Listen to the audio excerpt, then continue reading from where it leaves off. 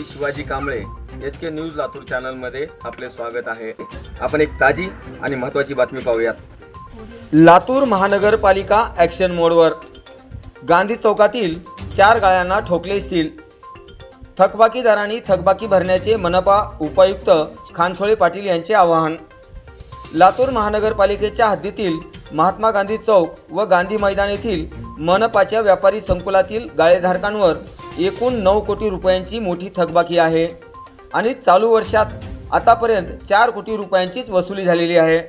त्यामुळे मोठ्या प्रमाणात थकबाकी असलेल्या गाळेधारकांकडून वसुलीची मोहीम आज 28 मे रोजीपासून सुरू करण्यात आली आहे।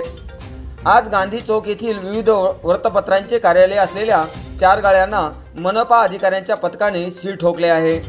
लातूर शहरातील मनपाच्या व्यापारी संकुलातील गाळेधारकांकडे एकूण 9 कोटी रुपयांची थकबाकी आहे।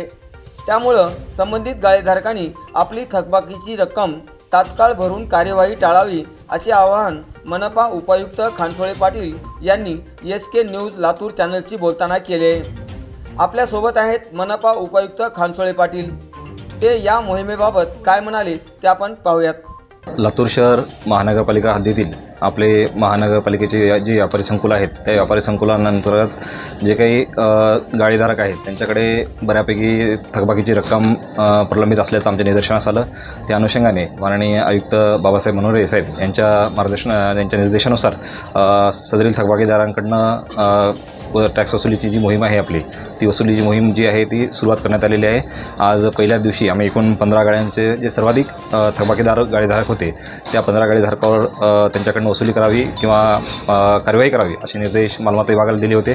त्या अनुषंगाने आज शहरामध्ये मोहीम राबविण्यात येत आहे आणि मालमत्ताधारकांचा चांगला रिस्पॉन्स मिळत असून जे काही त्यांच्याकडील वसुली प्रलंबित आहे ती मालमत्ताधारक गाळेधारक मालमत्ता विभागाकडे देऊन महापालिकेत सहकार्य करत आहे। तरी याद्वारे मी उर्वरित सर्व गाळेधारकांना एवढंच आवाहन करतो की आपल्याकडे जो काही थकबाकी आहे ती तात्काळ महापालिकेत भरणा करून सहकार्य करावे। तसेच पुढील कारवाई करण्याची महापालिकेला आवश्यकता पडणार नाही व कारवाई टाळावी। आज किती गाड्यांना सील ठोकले मनपाने? आजचं दिवसभराचं नियोजन आम्ही 15 गाड्यांचं केलेलं होतं। त्यापैकी सकाळपासून आत्तापर्यंत एक 4 गाड्यांना सील करण्यात आलेलं आहे। उर्वरित गाडीधारकांकडनं वसुलीची रक्कम भरण्यात आलेली आहे। तसेच ही कारवाई अजून सुरूच राहणार आहे।